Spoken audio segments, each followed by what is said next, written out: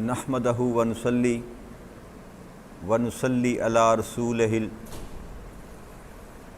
الامین المبین الحنین الکریم الرؤوف الرحیم اما بعد فاعوذ باللہ من الشیطان الرجیم بسم اللہ الرحمن الرحیم۔ واجب الاحترام ساتھیو، اللہ تعالیٰ کا بے پناہ لطف و کرم اور اس کا احسان عظیم ہے کہ جس کی توفیق سے ہم اس کے ذکر کے لیے اس کے گھر میں جمع ہیں۔ الحمدللہ کل اللہ کی توفیق سے ہم نے پہلے پارے کو مکمل کیا اور آج دوسرے پارے کا آغاز کر رہے ہیں الحمدللہ۔ سورہ بقرہ کی آیت نمبر 42 ہے جس سے اللہ کریم نے آغاز کیا، اور یہاں سے یہ مضمون جو ہے تقریباً پورا 2 رکوع جو ہیں وہ سارے تحویل قبلہ کا جو واقعہ تھا، اب اللہ کریم نے قبلہ کو تبدیل کیا، اسی کا ذکر اللہ کریم نے یہاں پر ارشاد فرمایا۔ اللہ کریم نے ارشاد فرمایا سَيَقُولُ السُّفَهَاءُ مِنَ النَّاسِ مَا وَلَّهُمْ عَنْ قِبْلَتِهُمُ الَّتِي كَانُوا عَلَيْهَا قُلْ لِلَّهِ الْمَشْرِقُ وَالْمَغْرِبُ يَهْدِي مَن يَشَاءُ إِلَى صِرَاطٍ مُسْتَقِيمٍ۔ اللہ کریم نے ارشاد فرمایا کہ اب بے وقوف لوگ یہ کہیں گے کہ ان کو اپنے اس قبلہ سے کس نے پھیر دیا جس پر وہ پہلے سے تھے۔ تو اے میرے حبیب مکرم صلی اللہ علیہ وآلہ وسلم، آپ فرما دیں کہ مشرق اور مغرب اللہ ہی کے لیے ہیں، اور پھر وہ جسے چاہتا ہے سیدھی راہ پر ڈال دیتا ہے۔ اس مضمون کو شروع کرنے سے پہلے تھوڑا سا پس منظر بیان کر دوں میں کہ نبی اکرم صلی اللہ علیہ وسلم جب مکہ میں بعثت کے بعد خاص طور پر، اور بعثت سے پہلے بھی، جب بھی نماز کے لیے آپ حرم کعبہ میں جاتے تو آپ اس طرح کھڑے ہوتے حرم میں کہ خانہ کعبہ بھی آپ کی نگاہ کے سامنے رہتا،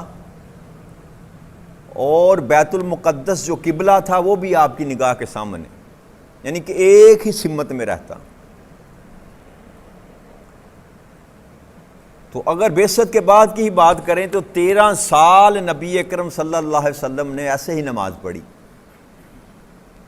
کہ اللہ کا گھر بھی سامنے ہوتا اور بیت المقدس جس کی طرف نماز پڑھنے کا حکم تھا وہ بھی آپ کے سامنے، یعنی کہ آپ کی ڈائریکشن میں ہوتا۔ لیکن جب آپ ہجرت کر کے مدینہ منورہ میں تشریف لائے نا، تو وہاں آ کر آپ نے جب بیت المقدس کی طرف منہ کر کے نماز پڑھنا شروع کی تو وہ مخالف سمت تھی، یعنی کہ یوں سمجھ لیجئے کہ اگر سامنے کی طرف بیت المقدس ہے تو میرے پیچھے جو ہے وہ خانہ کعبہ آئے گا،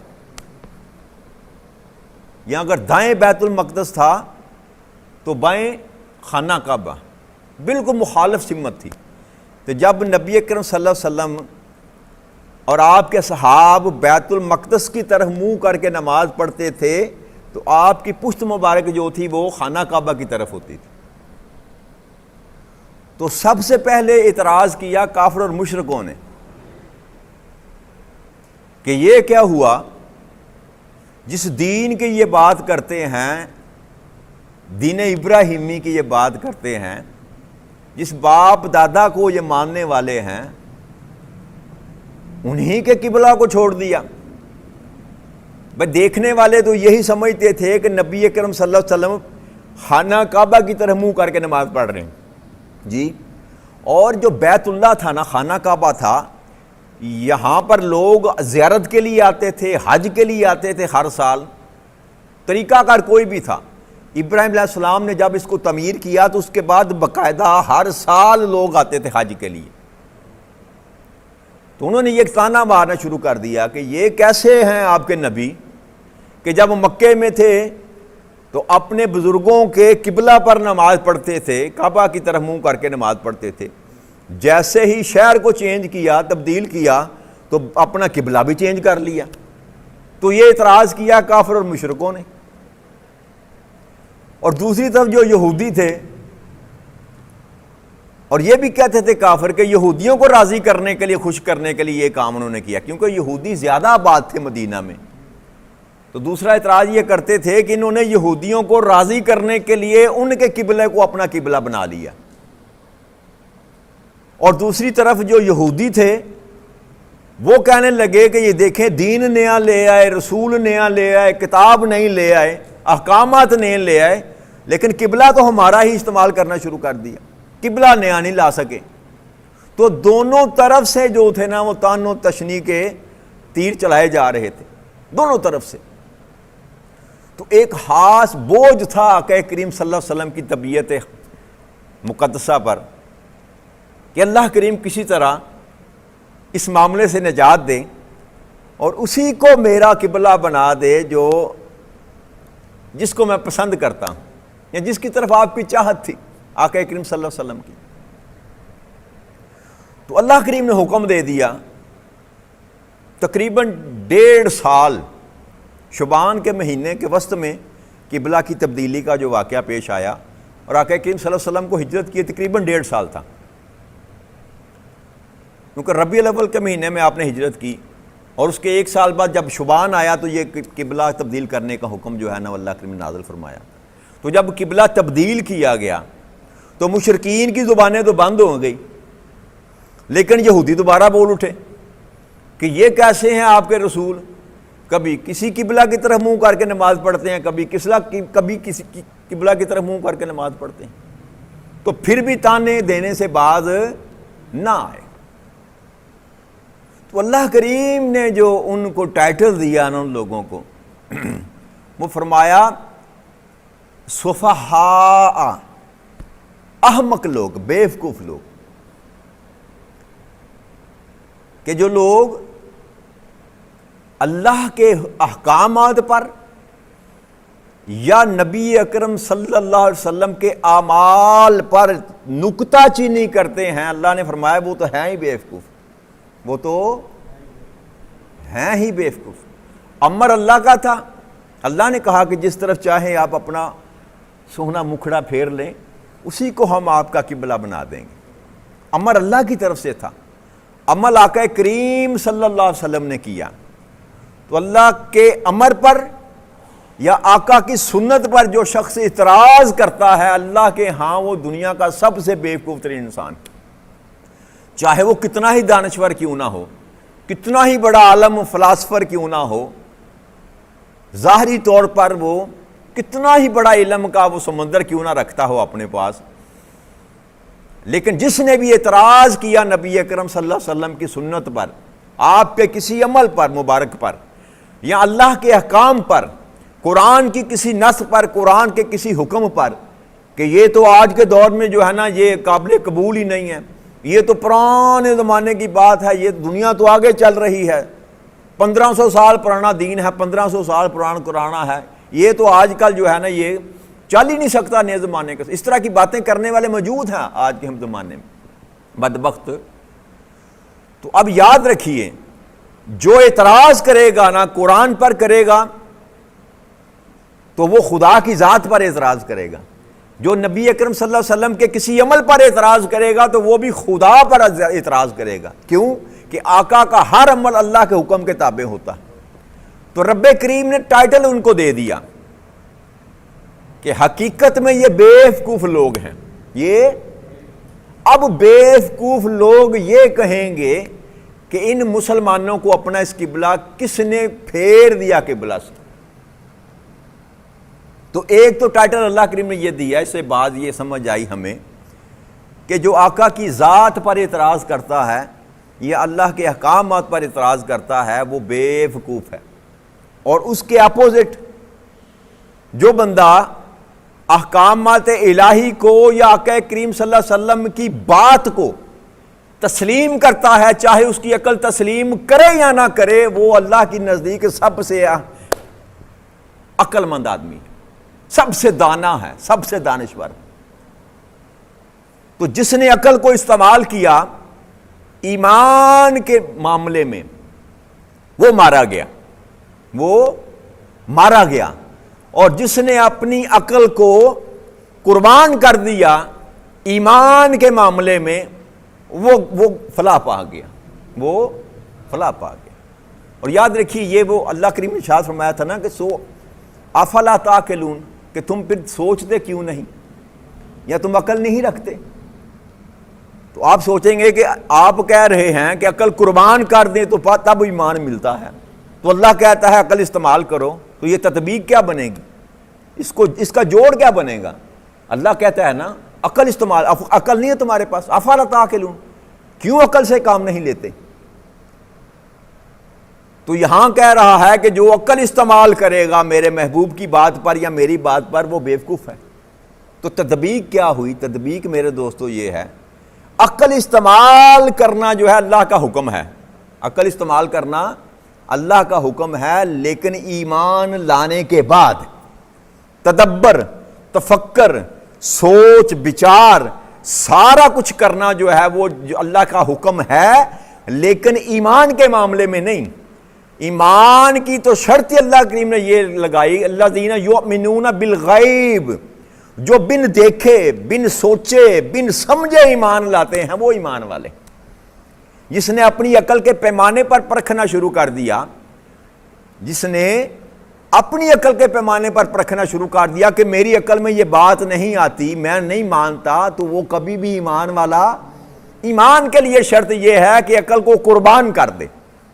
آقا نے فرمایا اللہ ایک ہے، تو سب نے کہا اللہ ایک ہے، جس نے کہا اللہ ایک ہے وہ توحید والا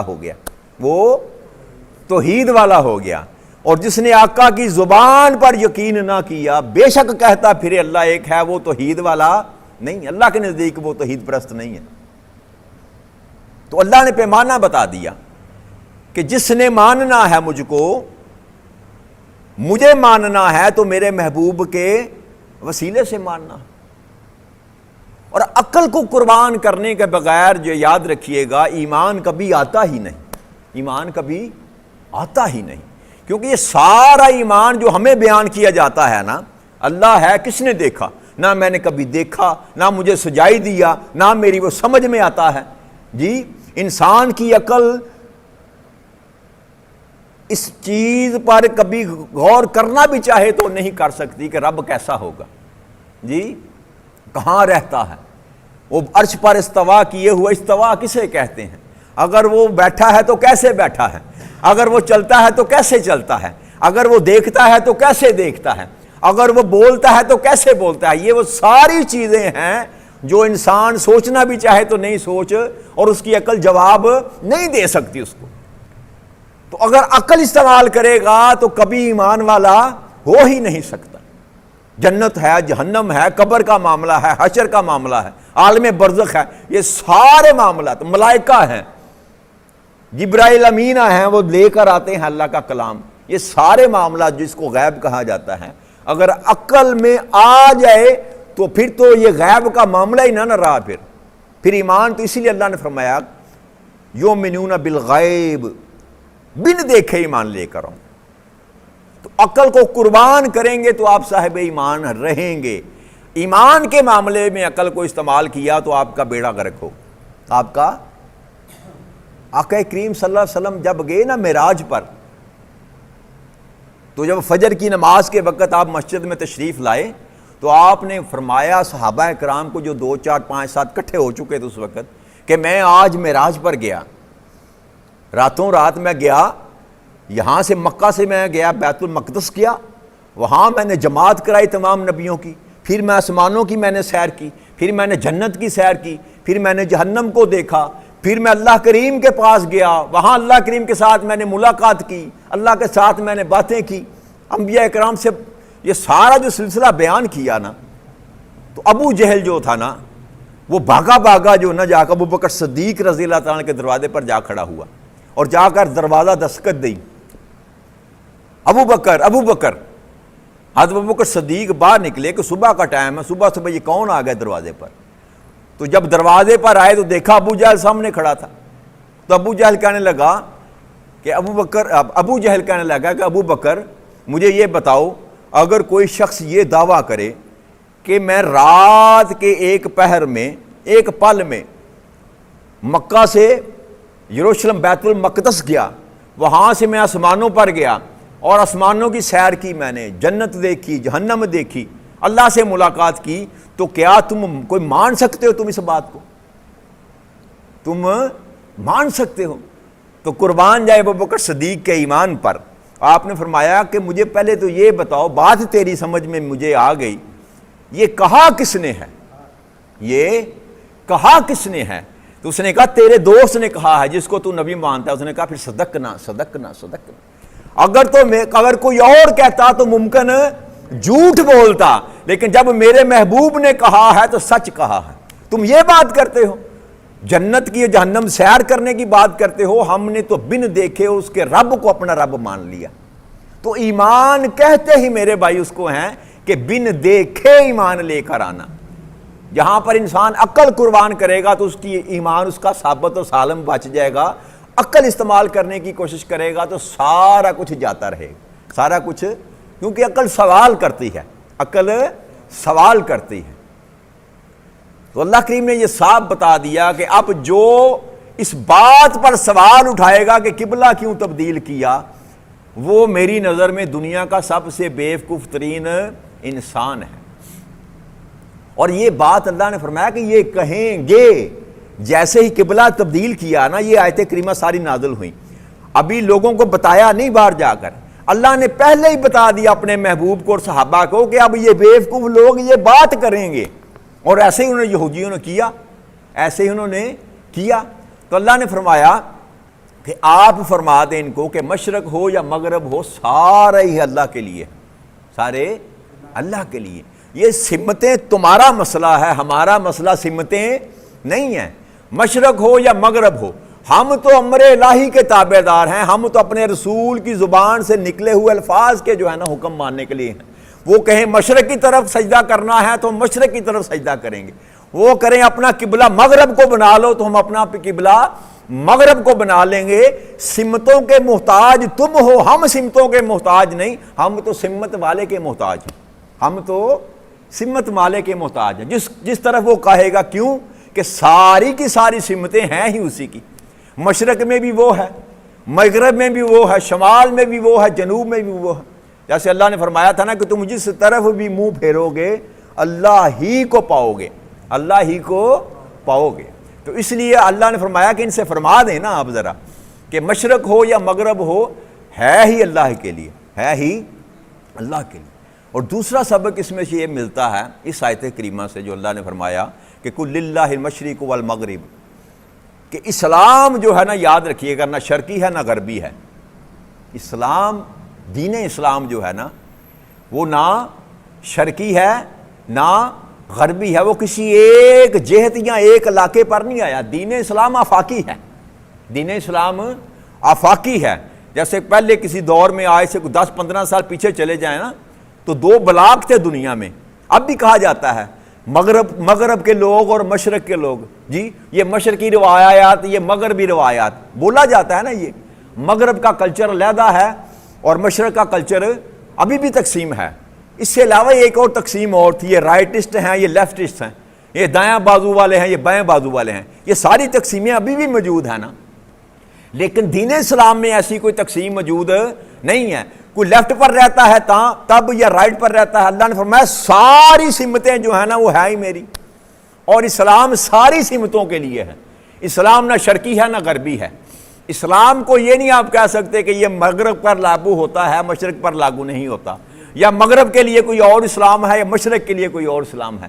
اسلام ایسا دین ہے جو ساری زمین پر اللہ کریم نے یکساں لاگو کیا، شمال میں، جنوب میں، مشرق میں، مغرب میں، جہاں بھی جائیں گے احکامات اللہ کے وہی ایک جیسے رہیں گے۔ کیوں کہ یہ کسی ایک خاص قبیلے یا قوم پر نازل نہیں کیا گیا، یہ ساری انسانیت پر نازل کیا گیا۔ تو اللہ نے یہ بھی بتا دیا کہ جیسے میرے لیے مشرق اور مغرب کوئی معنی نہیں رکھتے، اسی لیے اسلام کا جو دائرہ ہے نا وہ بھی کسی جہت کا پابند، کسی سمت کا پابند نہیں ہے، یہ آفاقی پیغام ہے اللہ کریم کا۔ پھر اللہ نے فرمایا وہ جسے چاہتا ہے اسے سیدھی راہ پر ڈال دیتا ہے۔ سیدھی، اللہ نے فرمایا کہ یہ میری مرضی ہے، یہ میری منشا پر ہے کہ کس کو میں نے صراط مستقیم عطا کرنی، کس کو میں نے صراط، یہ میری منشا پر ہے۔ تمہاری چاہتوں پر یا تمہاری دلیلوں پر یا تمہاری باتوں پر یہ بات نہیں ختم ہوتی، یہ بات میری منشا پر ختم ہوتی ہے کہ کس کو میں چن لوں صراط مستقیم کے لیے۔ آگے اللہ کریم نے ارشاد فرمایا وَكَذَلِكَ جَعَلْنَاكُمْ أُمَّةً وَسَطًا لَتَكُونَ شُهَدَاءَ عَلَى النَّاسِ وَيَكُونَ الرَّسُولُ عَلَيْكُمْ شَهِيدًا۔ اور اے مسلمانوں، اسی طرح ہم نے تمہیں اعتدال والی بہتر امت بنایا تاکہ تم لوگوں پر گواہ بنو اور ہمارا یہ برگزیدہ رسول صلی اللہ علیہ وآلہ وسلم تم پر گواہ ہو، تم پر گواہ ہو۔ تو یہاں اللہ کریم نے جو سبق دیا اس مسلمانوں کو، جو خاص لفظ اللہ کریم نے استعمال کیے نا، امتن وسطا، وسط کہتے ہیں درمیان کو، وسط کہتے ہیں درمیان کو، اعتدال والی امت، اعتدال والی بہتر امت اور افضل امت بنایا۔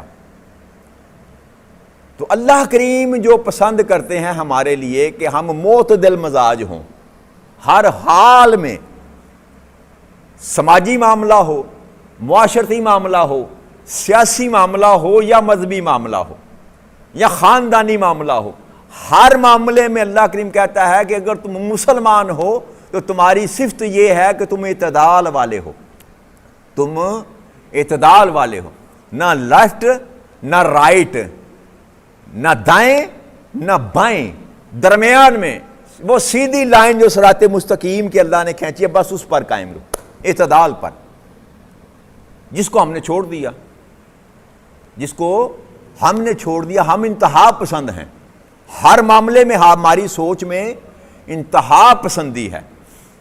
اپنے سماج کو دیکھ لیں، اپنے رویے کو دیکھ لیں، گلی محلے میں دیکھ لیں، یہ لڑائی جھگڑا ہوتا کس وجہ سے ہے؟